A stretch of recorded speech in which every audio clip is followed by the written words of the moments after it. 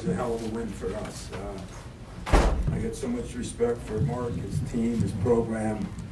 I got to tell you that played in a lot of great places, but not many better than it was out there tonight. So to all your fans that were booing me, I give you a little respect because that was a hell of an atmosphere.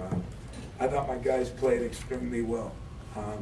We had some bonehead plays, some bonehead turnovers, and some lapses at times, but I thought in general we moved the ball pretty well. We shot the ball pretty well. I said turnovers would be a key. We had some of the dumbest turnovers, but still kept it down to 12. I said rebounding would be a key, and we rebounded it pretty well. And I said not putting them on the line would be a key, and I'm not sure we did as good a job of that because these things are so small I can't read them. But my two freshmen really played extremely well, but guys got on the ball. You know, Rocket did an unbelievable job on what I think is one of the great players in our league, and a privilege to have him in this conference for 4 years. Colin, he's a hell of a player, and we put two guys on him most of the night, Rocket, and then we put Aaron Henry on for a little bit more size. But those two freshmen, him and Malik Hall, really played well, and Aaron Henry did a lot of great things too, and so we got more basketball and more people. Questions? Tom, you led for 39 minutes and 3 seconds. Maryland never had a lead. For you, this season's been a lot of frustration, but to come into this atmosphere tonight and dominate the way you did, you talk about the pride in your guys. Well, I told them that we have to start playing for other people. You know, it's a very selfish world, as we all know. It's the Twitter world. And I told them that if you just play for yourself, it's not rewarding. And so I said, you got to pick somebody. You know, pick your girlfriend, pick your teammate, pick the players I hope that played here before you that did such a good job. And the really thing I talked to them about is, we all know Cassius has been through a lot this year. And I told our guys, play for him, play for the seniors, play for the guys that have built the thing, and you guys are just renting your spot right now. And I thought there was a little more fire from the opening get-go, and because of that, played a very good game against a very, very, very good team. I was going to ask you about that start on both halves. You were able to get out and jump on 9-0 early, and then the big lead there in the second half. I guess where do you think that momentum came from with those guys? What caused it? I thought Cash pushed the ball. We wanted to run our break. We thought we could run them. And then the second half, we got a lot of offensive rebounds for kickouts. And that's, I think, the two things. Our fast break, the first part, our offensive rebounding and kickouts for some good threes and good shots was the second part. We ran a couple things for Xavier where we got him the ball, call it the short roll, and we got him in a lane. He made some very good decisions. Like I said, we executed a lot of things well, but made some mistakes that were just unlike us, and I guess I'm being selfish. I know you referenced it a little bit, but most of this year, most nights you know you're getting from Cassius and Xavier. And it feels like those other guys. Most nights I know what I'm getting from Cassius. And you know, the production you're kind of getting from those guys, but I'm saying all the other guys you haven't. Especially Aaron, the last couple of weeks has started to be that guy. Malik was really big tonight in a lot of ways. Rocket, of course. What has been the difference for those other guys to kind of raise that level last couple of weeks?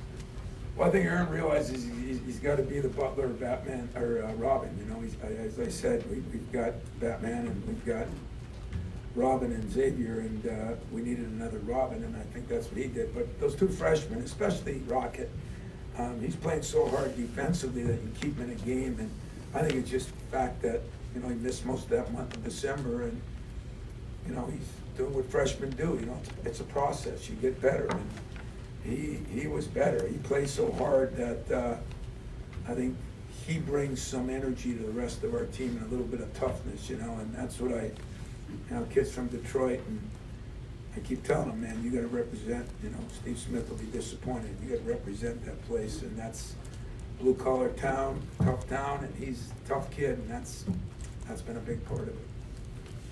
Tom, after how things went a couple of weeks ago, went them at your place, how encouraging was it, some of the answers that they had when Maryland went on a run, you guys didn't build a Yeah, shot? you know, I thought we did. I mean, I thought we turned it over a little bit when we shouldn't have and made some push-offs and that would look like frustration. I think fatigue was part of it.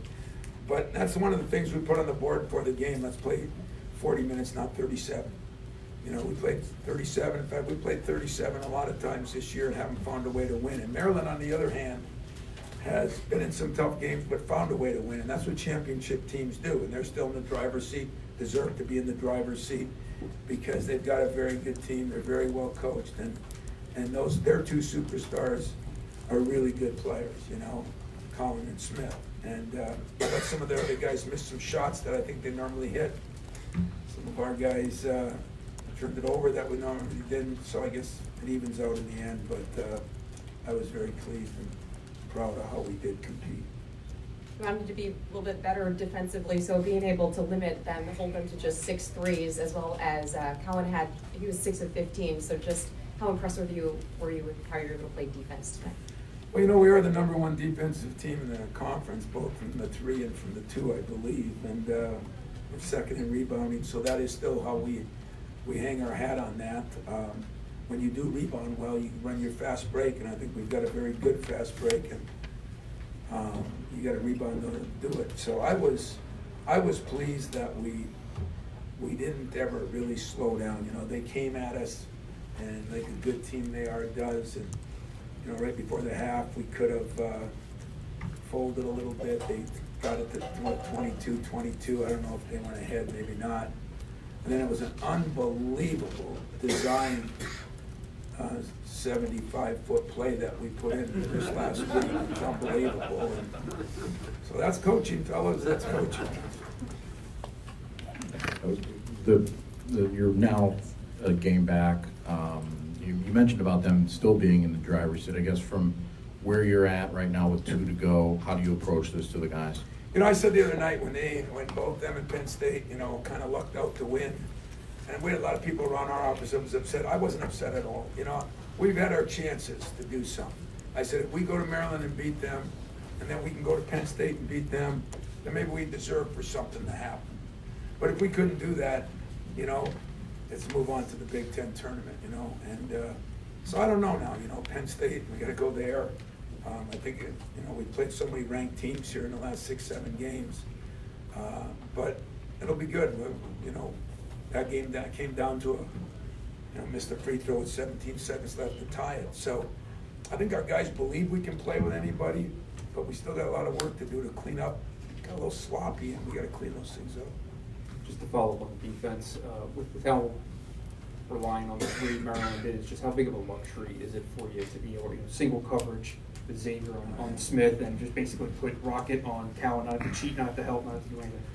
That is very true, and we made sure Rocket wasn't going to give up those threes that he gave up last game. But I will say this, and the only guy that, you know, Cassius is, you know, has had a lot of things he's gone through. But Xavier Tillman, when I see that, some people haven't talked about him as the defensive player of the year. I promise you he's the best defender in this league. I mean, you can cover a guy like that one-on-one. You can cover a guy that we just covered from Iowa one-on-one. I think those are 2 of the best big men.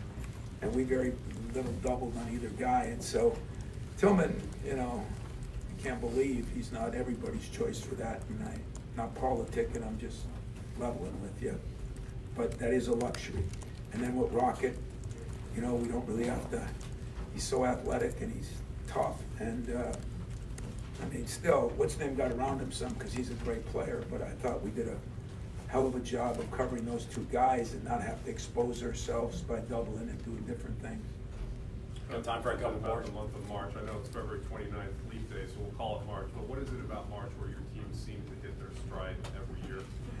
You know, people ask me that, and trust me, that means I'm a really bad coach in November, December, January, and February, if you ask me. So when people say that, I almost get offended, like, you know, but I've always believed that there's a process to everything, you know, and that's why we play such a tough schedule early. I mean, the 8 Final Fours we've been in, we probably had the most losses in most of them because we go get our brains beat in, players aren't as cocky, they listen a little more, and then we build. And this year's been so many monkey wrenches that have been thrown in with either injuries or, the incredible thing that happened with Cash, that it's been different.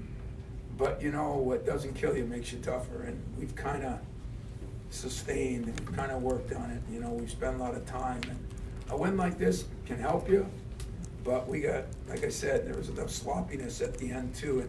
And Maryland didn't play. I mean, when they missed 3 free throws in a row, they just did not play as good as they've been playing. They've been the most consistent team, and not only in our league, but one of the most consistent teams in the country. And so tonight was our night.